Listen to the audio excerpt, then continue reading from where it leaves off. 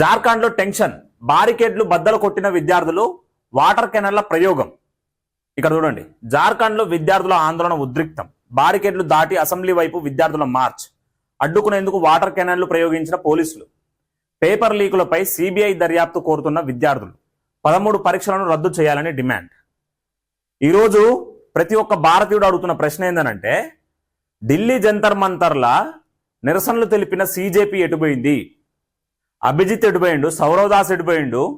సోనం వాంగ్చుక్ ఎటుపోయిండు?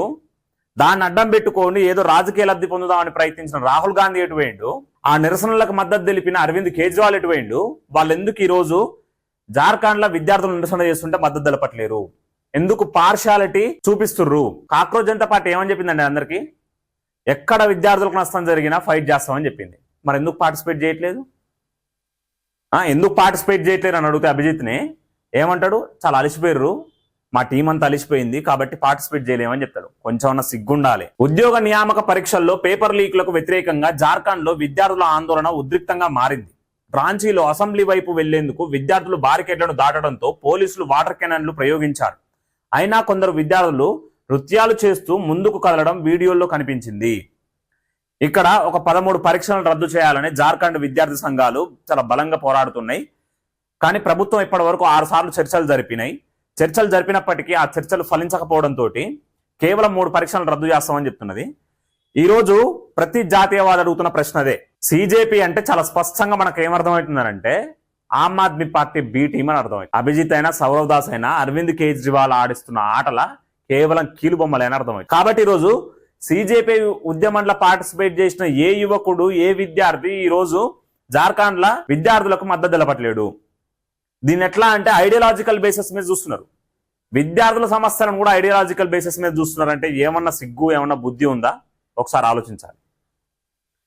నియామక పరీక్షల్లో అక్రమాలు, పేపర్ లీక్లతో తమ భవిష్యత్ దెబ్బతింటుందని విద్యార్థులు ఆందోళన వ్యక్తం చేస్తున్నారు. ఈ సమస్యలను పరిష్కారం చూపాలని కోరుతూ సోమవారం వేలాది మంది రాంచీకి తరలి వచ్చారు. రాష్ట్రంలోని పలు జిల్లాల నుంచి రైళ్లు, బస్సులు, ఇతర వాహనాల్లో రాజధానికి చేరుకున్నారు.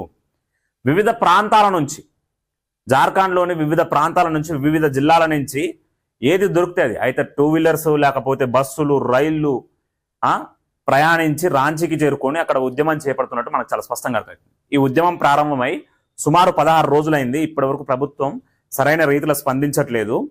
రాహుల్ గాంధీ విద్యార్థుల కోసమే ఏదో ఉద్భవించినట్టు, విద్యార్థుల కోసమే పుట్టినట్టు మొన్న వారం రోజులు అడావిడి చేసిండు ఢిల్లీలో. వీళ్ళ విషయానికి ఒకసారికేమో మౌనం వహిస్తుండు.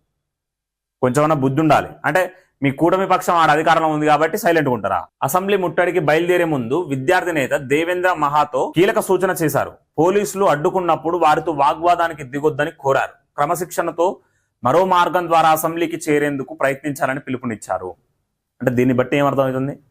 మొన్న జంతర్ మంతర్లా కొంతమంది క్రిమినల్స్ ఇన్వాల్వ్ అయ్యి పోలీసుల మీద, పోలీసు వాహనాల మీద విపరీతంగా దాడి చేశారు. విచక్షణ రహితంగా దాడి చేశారు. ప్రభుత్వ వాహనాలు నష్టపోయినాయి, దహనమైనాయి. సో పోలీసులకు కూడా చాలా మంది గాయాలైనాయి.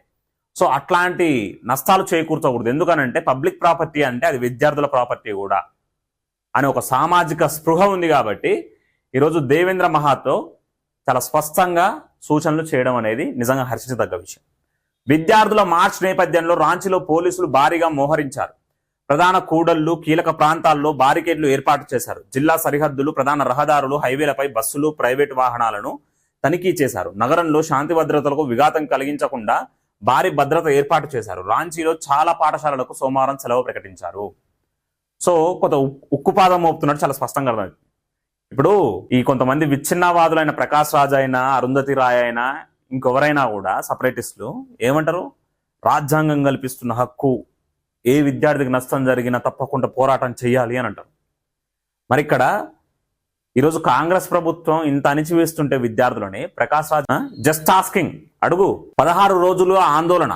Jharkhand public service commission, Jharkhand staff selection commission నిర్వహించిన నియామక పరీక్షల్లో పేపర్ లీకులు, అక్రమాలు జరిగాయని విద్యార్థులు ఆరోపిస్తున్నారు. 13 పరీక్షలను రద్దు చేసి సిబిఐ దర్యాప్తు చేపట్టాలని డిమాండ్ చేస్తున్నారు. ఇక్కడ జార్ఖండ్ పబ్లిక్ సర్వీస్ కమిషన్, ప్రతి స్టేట్కి ఎట్లాగా అయితే పబ్లిక్ సర్వీస్ కమిషన్ ఉంటుందో ఆ జార్ఖండ్ పబ్లిక్ సర్వీస్ కమిషన్, అదేవిధంగా జార్ఖండ్ స్టాఫ్ సెలక్షన్ కమిషన్ వాళ్ళ ఆధ్వర్యంలో నిర్వహించిన వివిధ పేపర్లు లీక్ అయినాయని, ఆ లీక్ అయిన 13 పరీక్షలని రద్దు చేయాలని, అదేవిధంగా సిబిఐ దర్యాప్తు చేపట్టాలని డిమాండ్ చేస్తున్నారు విద్యార్థులు. మరి మీకంత నిజాయితీ ఉంటే దాన్ని క్లియర్గా చూపించాల్సి ఉండే.